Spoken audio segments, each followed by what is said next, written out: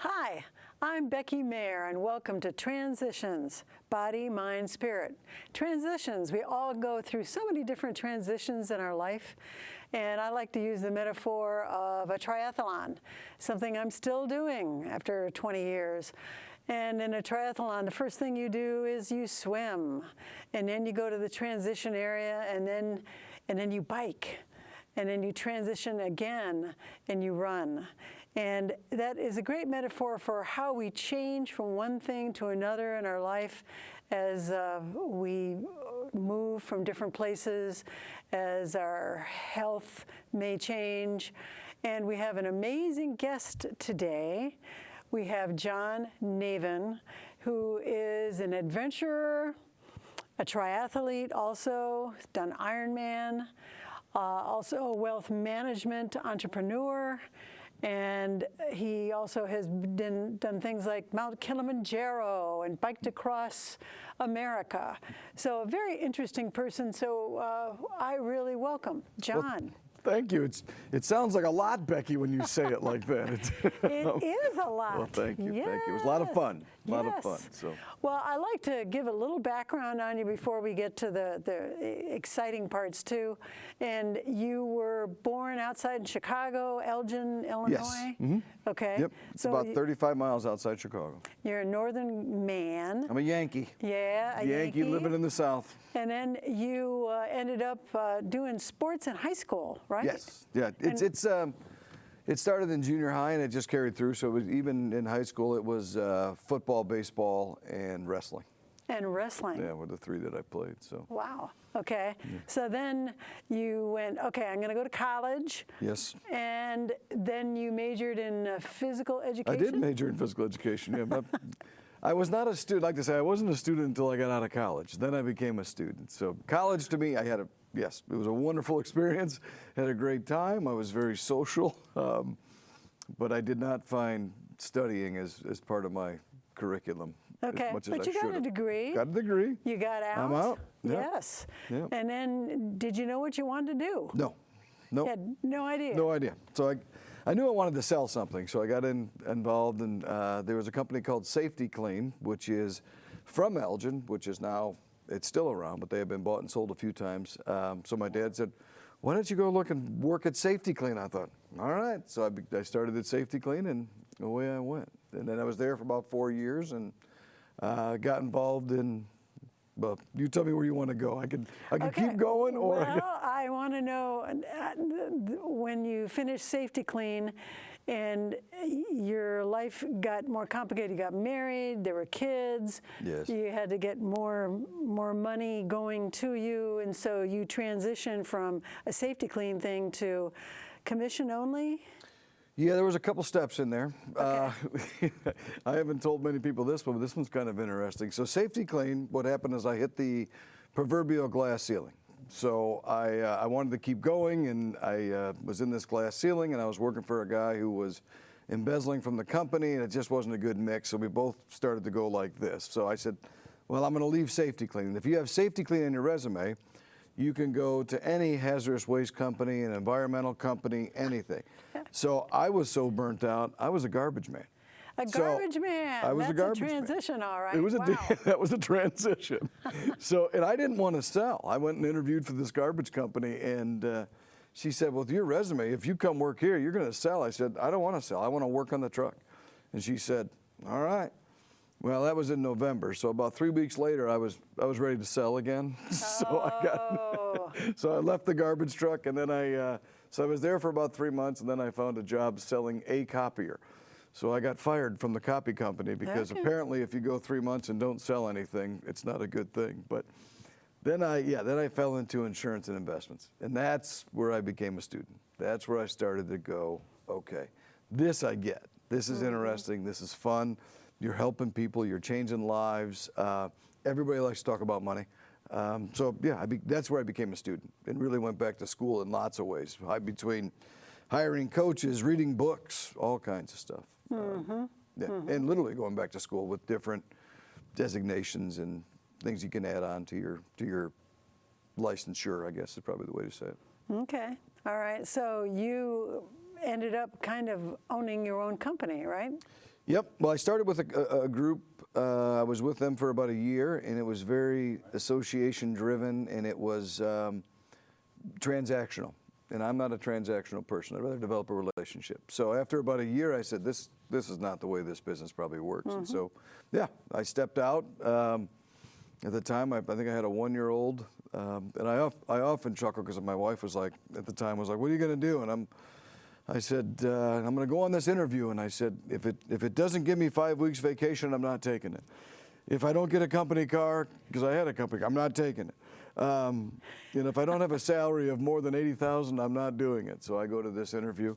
It was a group interview, so they were doing mass recruiting. And I come back home, and she is now my ex-wife. My ex-wife says, did you get the job? I said, yeah. She goes, great. When do you start? I said, next week. She goes, do you have vacation? I said, baby, we can take as much as you want. We can go anywhere you want, and we can take as much as you want. And then she said, great. Did they give you a company car? I said, no, but I can write it off. And she's like, oh, that's neat. We had no idea what that meant, right? And then, well, what's your salary? I said, I can make as much as the world will allow me. It's unlimited. It's unlimited. So that's how I started Straight Commissions with a pregnant wife and a 1-year-old at home. And so you had instant motivation to go to work. So the pressure was on, Yeah. and you ended up starting your own company on Yep. on I this? worked for a year with Mutual of Omaha. Well, I was with that group for about a year, and I said, this can't be the way it is, and it's not. It's not the way the insurance is. So I was with Mutual of Omaha for a year, and then I started my own company just after that, and that was in 1993. Wow. All right. Yeah. So you had told me your story that you became very successful at this. Yes. Yeah. It depends on, I guess, whose eyes you're looking through, but I am very thankful, and I'm excited to be where we are, and I have great clients, and we've built a great team. Well, you became very successful, and you had I think you had a coming to Jesus moment when you're sitting in a driveway looking at a beautiful house, that your summer house that you built, and you have all these things, and then you go, what was that? That was the transition. So that was the transitional moment, Becky. Yes. What that was, it was a hot July day, and I can tell you it was 2004, July of 2004. I was sitting out in the driveway, so yes, we had some success, and I thought more success was to get more stuff. So we had a house in Wisconsin. I lived in Chicago, or in Elgin, so 30 miles outside the city. And then we had a place in Wisconsin up by, a little bit north of Madison, but I was sitting in the driveway there, and I looked in the garage, and the snowmobiles were still sitting there with gas from December. And I'm like, oh my gosh. And if there's any snowmobilers, they're going to be looking at me going, you idiot. No one leaves gas in the snowmobile during the summer, right? So you got to drain the tanks. I didn't do that. I had to go cover the boat. I had a woman yelling at me on top of the stairs to clean the grill and to go get the kids in the backyard. That would be your wife? It would be my ex-wife, not my wife now, but my ex-wife. So at that time, that was when it all hit. I said, oh my gosh, I have all this stuff, but I'm miserable. And nobody was happy. And I said, something's got to change. And that's where I changed. That's where the company changed. That's where I started putting things similar to what you talk about. It's all about balance. So money is not going to make you happy. Lack of money will definitely make you unhappy. Right. But money's not going to make you happy. You got to figure out what you love to do and spend your time doing that. You're going to need money. So you need money, you need your health, and we got to help people figure out what they enjoy to do and what their purpose and passion is. And I think you find those 3 things, and you have a truly successful, wealthy person. So that's where I started. I was 250 pounds, miserable. That's what I was going to ask. You had inflated weight-wise. How much exercising were you doing? No, 0. When I felt like exercising, I laid down until the feeling went away. I wasn't going to exercise. Wow. Yeah. Okay. So no, I didn't do any exercise. Yeah. And I was eating like a wrestler out of season. So I was wrestling I wrestled in college for a couple of years, and then I found rugby, which was much better because you could hit people and you didn't have to watch what you ate, and they drank beer. But then I ate like that for 20 years, and I think we chuckled about it. I became the kids didn't like the crust on the grilled cheese, right? So you cut the crust off, and then you have that voice in the back of your head from your parents that say, you can't throw that out, they're starving people in Africa. So here I am eating the crusts off the kids' bread because they wouldn't do it. So Right, yeah. right. Wow. So got to 250. So times you had this big awakening, and you had another transitional moment with a valet at the Opryland Hotel. Yep. Tell us about that. We were going back and forth, so the marriage wasn't going well at that time either. So this was a hard time, that's a different story. So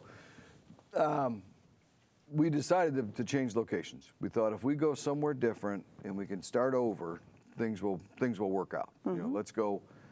So she had always gone. Her name is Tracy. Tracy had always gone to Florida as a kid. And going to Florida, you would drive to Florida because I didn't fly until I was in my 20s. We didn't have any money, right? So nobody flew. And Tracy didn't fly. And so going halfway or going part of the way down was Nashville. So they always came to Nashville. So we were on a trip to, we went to Gatlinburg. I think we had gone to Florida, then we were coming back, stopped in Gatlinburg, then we stopped in Nashville together at Opryland. And I pull in, and we were in the midst of this big discussion about what are we going to do, where are we going to go, and I start talking to the valet, and the valet says, well, you know, Nashville's great. I said, really? He goes, you got great people, we got great restaurants, pro sports are here, the weather is fantastic. And so I looked at Tracy and I said, all right, are we moving to Nashville? We're either moving to Nashville or we're going to quit talking about this. And so that's what happened. We ended up moving to Nashville. That's how you got in Middle Tennessee. That's how I got. Moved to Franklin, and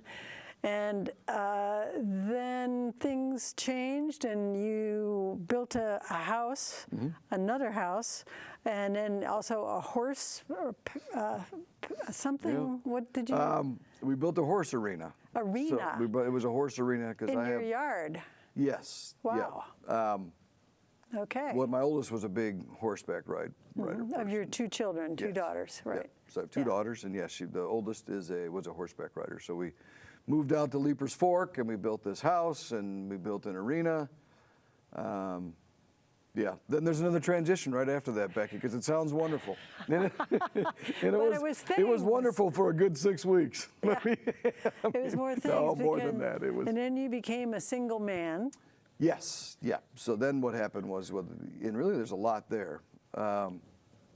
Divorce happened, 2007 happened. So here we go. Real estate market tanked. And I went from spending X on a house to 30% less when I sold it. So, ouch. And that was real money. So ouch. That wasn't as if, so it was a big number. So a lot of transition there, and then the divorce, of course, which is very, very hard. Different show, probably.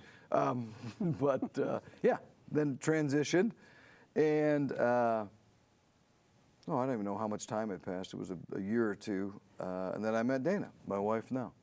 And right, but you decided you'd think the couch to the 5K or something. Oh. You had to get back into exercise, right? I started that in Chicago just before we moved to Tennessee. Okay. So we were coming to Tennessee to do to see if we could save the marriage. So just before then, I said, I'm 40 years old. I cannot be like this the rest of my life. I said, this is going against everything, and it was going in line with what do I really value. And I watch successful people, and a lot of successful people run. And they are fit, and they're active, and they're engaged. So I said that there must be something to this. So that was the beginning for you to change your transition, to change your body, have memories of what it used to be in college and, before life happened and everything, right? And then you have a whole pattern of hiring people, nutritionists.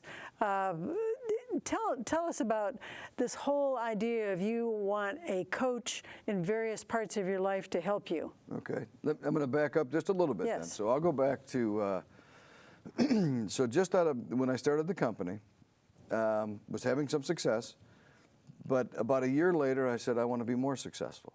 So how do I do that? And I said, I'm going to go hire a sales coach. So I go into the sales coach and I say, And here I am. I'm probably 29 years old, straight commission, 2-year-old at home and a pregnant, wife at the time. And it was just, so I go in and see him and I start talking with him. He says, I can help you. I said, okay, great. He says, now here's the tough part. I said, all right. He says, first of all, it's going to cost you $9,000. I'm like, I don't have $9,000. But I said, okay. I said, what's the next part? He said, you're going to have to go to work on it. It's going to take about a year. That was the second thing. He said, it's going to take about a year.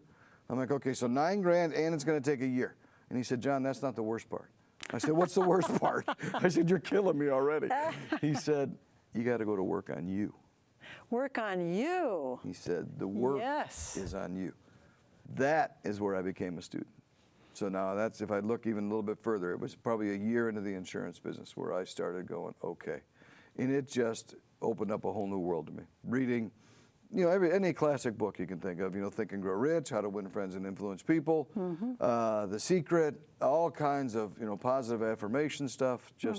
And so that coach taught me that. And then, yes, I have always had a coach in my life, still to this day. So whether it's a business coach, I call it a coach because it sounds better than a therapist.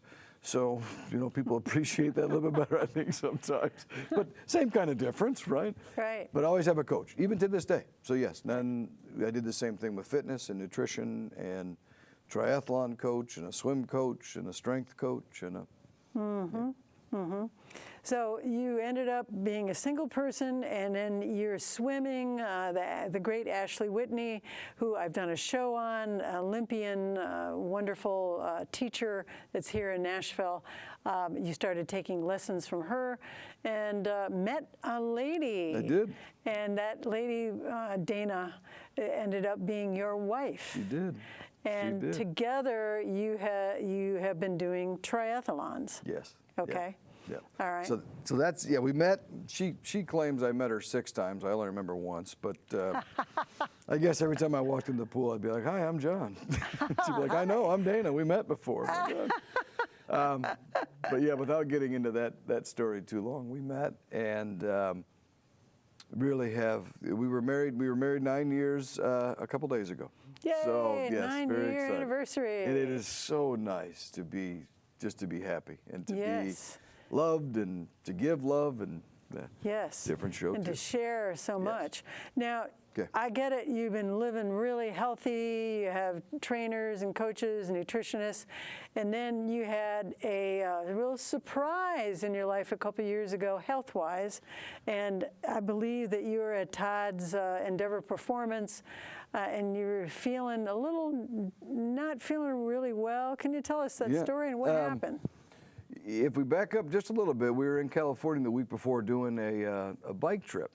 And so every time we started out biking, like the first 10 or 15 minutes, my chest would hurt. And I'd go, oh, I just can't catch my breath.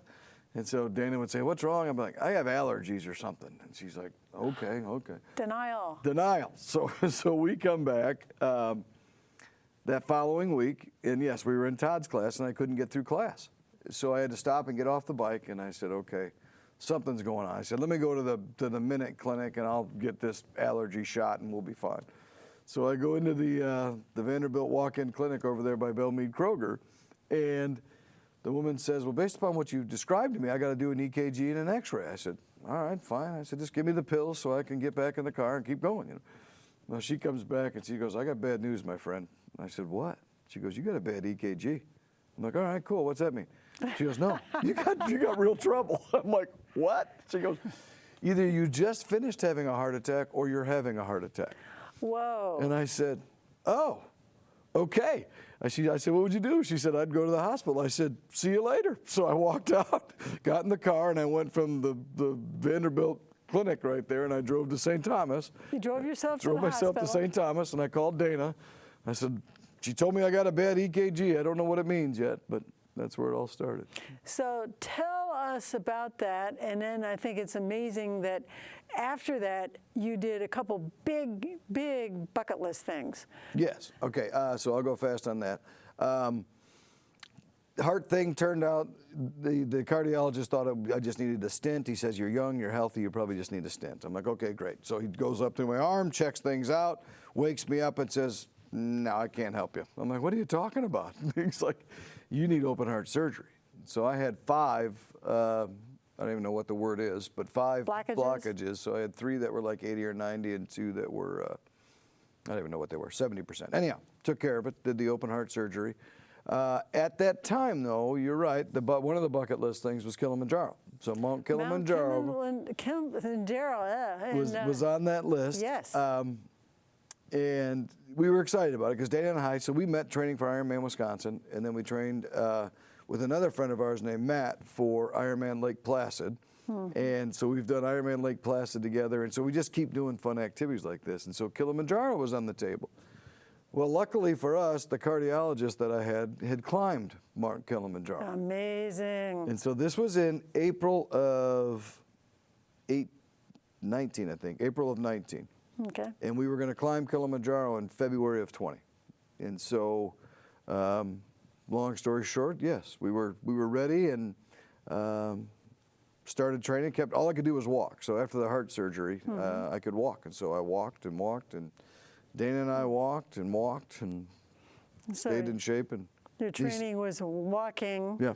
And then as we got closer, we did more hiking and strenuous stuff. And eventually I got to run. I mean, I couldn't ride my bike for 6 months. They were afraid that if I fell, something would split the chest open. So all I could do was walk. Were you scared of doing Kilimanjaro because you had a heart attack? No, and I think I'm just partially stupid. You know what I mean? I think I just am. After I get to a certain point with something that's negative, I just block it out. Yeah. So, I mean, it's not as simple as it sounds, but I don't look back. I'll look and I'll go, okay. And then we kept moving forward, and every time I went to the doctor, because you had to go in a month, and then you had to go in 3 months, then you had to go 6, you know, I'd ask him all the same questions and be, am I good, am I good, am I good, am I good, am I good? He says, yep, yep, yep, yep. He said, you want to be sure? I said, yeah. He said, we'll do a stress echo. I said, what's that? He said, we put you on this treadmill, and then when you can't breathe, we throw you onto the mat, and we do an ultrasound on your heart. Oh, my God. Yeah, you had to hold your breath. So they put you into this really high exertion state, and then you really did roll over. And he said, you did the stress echo, you're fine. He Wow. said, yeah. He said, your heart is good. So Kilimanjaro was an amazing thing. Yes. And you were there for how long? And then I want to hear about the next biggie. Okay, all right. Kilimanjaro was, I think it was probably 2 weeks that we were there total. Okay. I know it took us 10 days to climb up and 2 days to come down. Oh no, we were there longer than that. 'Cause then we did a safari, so that was beautiful too. That was fun. So we were there for 5 days for a safari, but climbing the mountain is just magical. And the African people, I want to stress this because I see it a lot in Tennessee, maybe in Chicago, just because we're not in the Bible Belt. So, but in Tennessee, people think that they go to Africa to save the Africans. They're not going to Africa to save the Africans. The Africans are saving us because they've got it figured out. Wow. They know how to live. Poorest of poor. Poor. I haven't seen poverty like it. Every morning, every night, singing and dancing. Dancing around a fire, giving thanks, thankful. We had, I think, 52 people helping us carry stuff. There were 5 of us that summited Mount Kilimanjaro. Oh, my heavens. 52 people carried this stuff up, these porters. Wow. And the happiest, it's just a magical place. There were times that we would sit on the mountain and just go, a feeling comes over you, and it just runs through your whole body. And you know, you can call it the power of the universe, you can call it God, you can call it whatever you want, and I don't care what you call it, I'll call it God. It's a spiritual experience. It's a very, very spiritual experience. That's fantastic. The tears, I mean, it brings you to tears, just sitting there and Wow. seeing, yeah. Wow. Excellent experience, great experience. And on the other hand, the next one you did was biking across America. Yes. And give us the short and sweet of that. I know we're going to show some pictures of it. You started where? And We started in Astoria, Oregon, June 9th of last year, and we finished in Yorktown, Virginia on August 9th. So it took us 10 weeks to cross the Wow. country. And did you have to figure out, was there a hotel every night? Did Yeah, you camp? what we or- did is, so it took us about a year to plan it. But we would figure out how far we wanted to go each day, and then we would seek out what hotels were there. And sometimes the hotels dictated how far you went. Because out west, there's not a lot out west. Like one of the things people ask, what did you really take away from that, and what's out there? What'd you see? And we really could spend a lot of time just talking about this someday. So I'd love to come back. But first thing, people are nice everywhere. Doesn't matter if you have money or if you have a ton of money. People are nice everywhere. They're just good. The West does not need to be governed by the U.S. If you are in Idaho, Wyoming, parts of Oregon, you might pay tax, but if you have a heart attack, there's nobody coming for you. If you need a policeman, he's coming next Tuesday, because there's just, we would ride bikes literally 50, 60 miles and not pass a person or a car. Wow. It is that vast. So it's just amazing how vast it is. Couple of other things. The country is beautiful. It was neat to see people on the bikes that were doing it. So there was a demographic where a lot of them were younger, you know, that are just out of college and they're getting their little trip in before they go to work. And then you had people our age and up who were retiring or who were flexibility with their careers where they could take some time and go and spend the trip. So. Yeah. Well, you've done 2 huge bucket list things, and I know the next one, I believe, is going to be hiking in Italy in the Dolomites. Hiking the Dolomites. And you are always going forward, planning the next big thing, God willing, and your health. And it's amazing you had this heart thing and just, you know, it's the past and you're good. And probably your past fitness was very, very helpful in your healing to get better also. Yes. Yeah. It's good. Yeah. Knock wood, we're all good. Yes. Keep looking forward. There's no rear view mirror. There is He's got to keep growing. No rear view mirror at all, not in your life. And maybe we can have you back again to explain even more about biking across America. I love that. Which we only took 2 minutes, but there's a lot more. I would love that. What a great thing. Well, thank you. And thank you for having me. This has been fun. Yes. Yeah. All right. Well, this is Transitions, Body, Mind, Spirit. Thank you. We have 30 more seconds. What do we have in 30 seconds, John? Oh, I didn't know we had 30 seconds. We could, a last word of wisdom. Okay, here it is. It is. The best time to plant a tree was 40 years ago. The second best time is today. So if you're thinking about doing something, if you're talking about it, if there's a scratch in the back of your head, start now. You're not too old. It's not too late. You have enough money. There's no excuses out there. So if you're thinking about something, do it now. Words of wisdom. John, thank you, thank you. Transitions, thank you. That was perfect. That was perfect. Thank you. Thank you. Wow. If you told me to sit down and write that, it would be like, I got nothing. It would never have come to me. That was awesome. It was good. Well, I'm going to listen to part of your story.